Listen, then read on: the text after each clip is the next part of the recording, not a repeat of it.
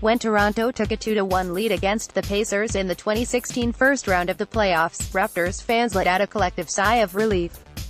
After a 101-85 win in the Bankers Life Fieldhouse, the Raps took back home court and went on to win. In round 2, Toronto took a 2-1 lead against the Miami Heat, after a 95-91 win in the American Airlines Arena, reclaiming home court once again. This year, Toronto is holding a 2-1 lead, but this time the squad is coming off a loss. If you read Alex Wong's terrific piece on the anxiety and fear of Raptor fans, you would know that we Raptor fans have a looming fear that it is all going to come crashing down. But rest assured, the Raptors are still in great shape. In the last 7 playoff series for Toronto, they have won a road game in 4 of them. 3 series where they haven't won a road game? Against Cleveland the past 2 years, and against Washington 3 years ago. After losing by 27 against Milwaukee in 2017's Game 3 debacle, Toronto bounced back and won Game 4 by 9. Keep this last bit in mind. Toronto is an experienced and tested squad. They've been beat up much worse than Friday night, when Washington took advantage of Toronto's sloppy play on their way to a 122-103 win. Toronto have an excellent chance to continue their great road play against teams not named Cleveland with a win tonight at the Capital One Arena. Here are details for tonight's game, where to watch. Sportsnet 1, 6 p.m. Eastern Standard Time lineups: Toronto, Kyle Lowry, DeMar DeRozan, Anunoby, Serge Ibaka, Jonas Valanciunas. Washington, John Wall, Bradley Beal, Otto Porter Jr., Markieff Morris, Marcin Gortat. Injuries: Toronto, Fred VanVleet, shoulder, day-to-day. Washington, Jody Meeks, suspension, out.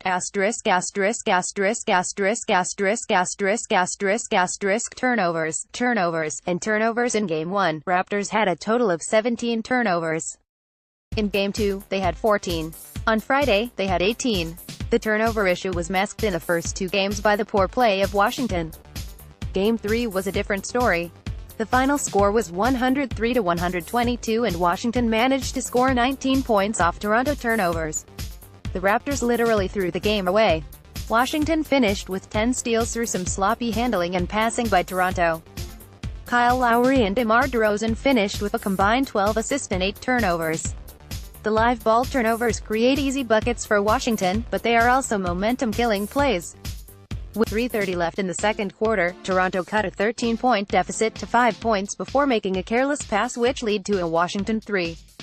A potential 6-point swing. Cutting down the turnovers, especially the live ball variety, will make life so much easier for Toronto. Stranded in no man's land, Bradley Beal and John Wall were spectacular in Game 3, each finishing with a game-high 28 points.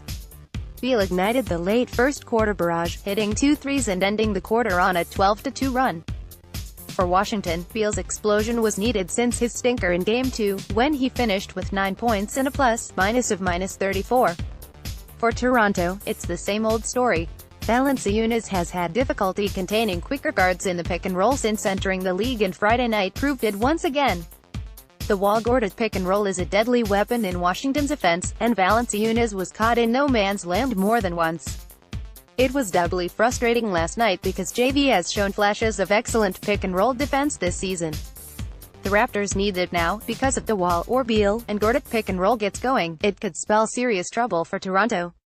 Yak not yakin, skills not skill, and the Raptors bench, minus Delon Wright for the most part, has struggled in their limited minutes through the first 3 games. Poeltl especially has been struggling against the veteran front court of the Wizards.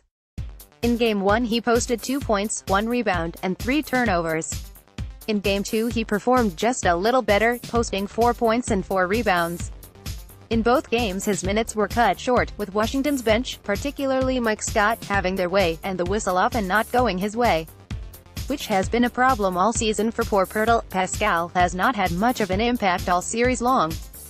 His and Poeltl's struggles against Washington's bench has forced Dwayne Casey to experiment with different lineups, including the always smiling CJ Miles Lucas Nogueira front court. The switch-up worked in Game 1, and Wright and Miles were superb in Game 2, but Toronto could use more from the duo we call Jack and Skills.